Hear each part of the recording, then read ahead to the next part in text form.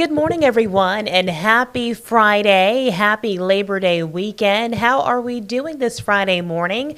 We appreciate you for joining us for News 5 Now at 8:05. I'm Shimani Baker. We've got a number of stories to tell you about. We're going to jump right into it, including the 20th anniversary of Hurricane Trina. We've got that story and more in just a moment.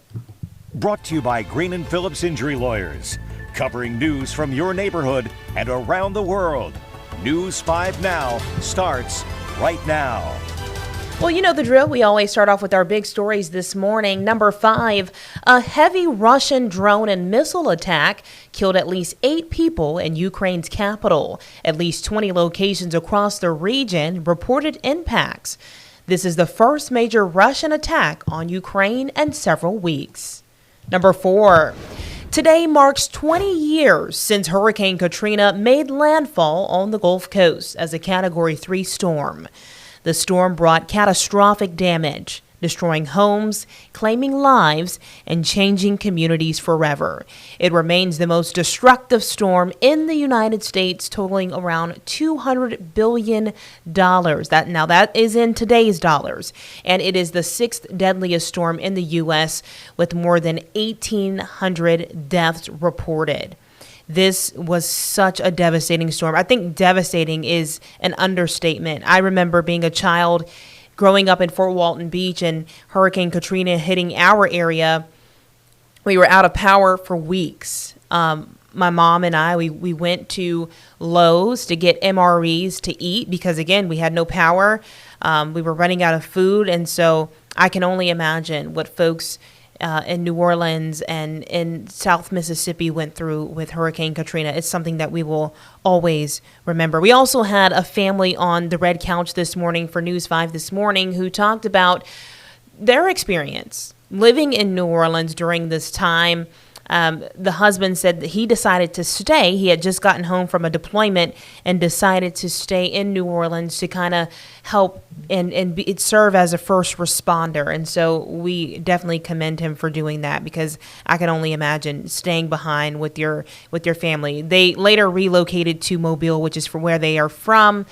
So we got to hear their experience, their story this morning. We're going to have that up on WKRG.com later this morning, so you all can go watch it if you would like.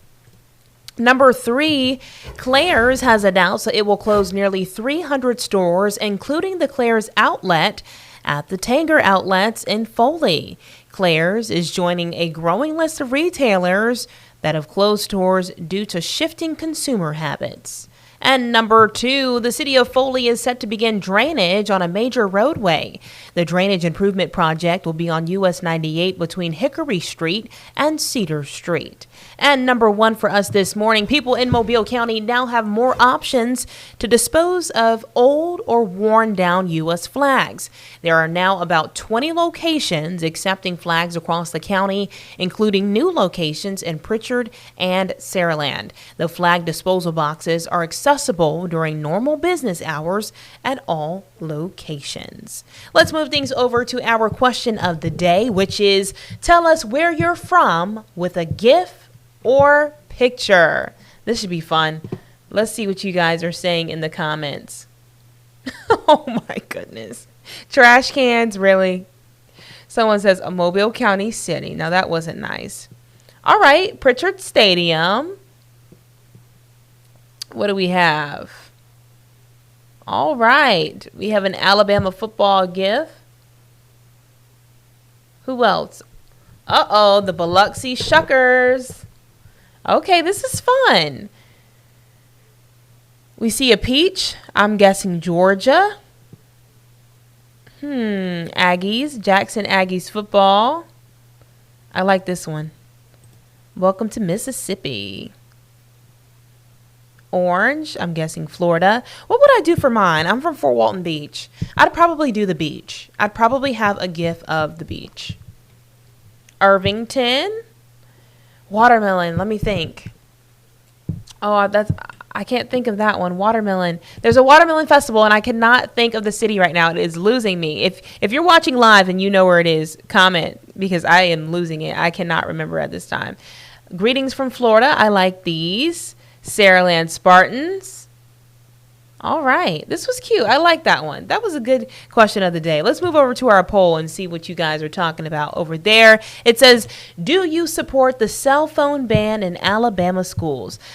Personally, I grew up with phones and in school, and I understand how they can be a distraction. So I'm all for it. Whatever is going to help the students learn more, whatever is going to help the teachers be able to teach properly and not have to keep getting students' attentions. I think it's fine.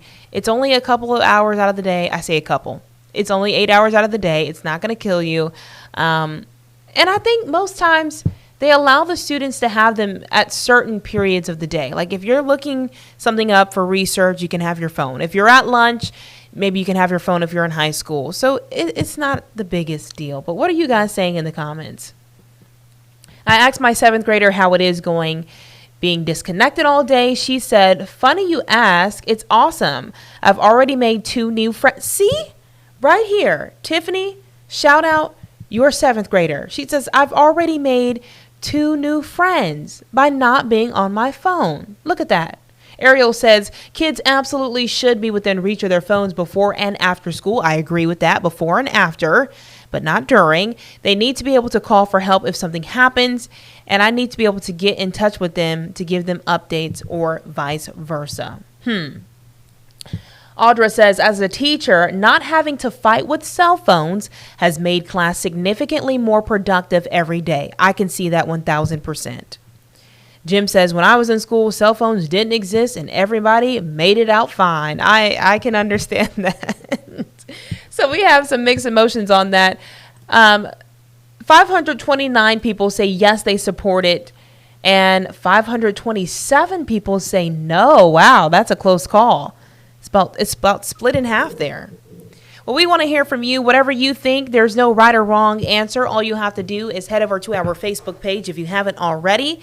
And make sure you are chiming in on those questions and polls of the day. We will share some of your responses right here on News 5 Now.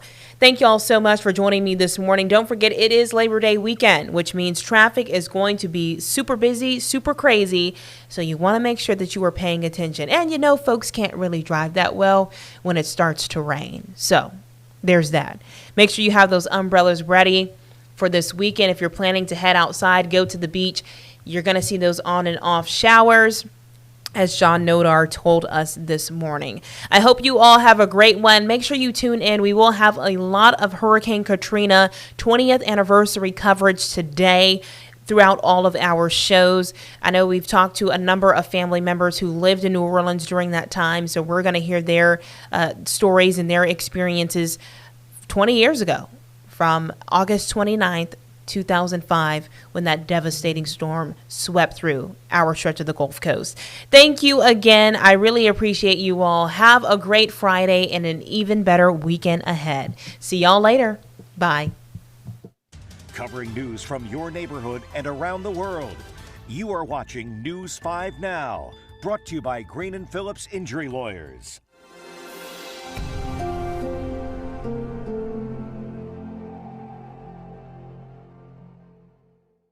In the courtroom, the judge knows best, and this judge does too.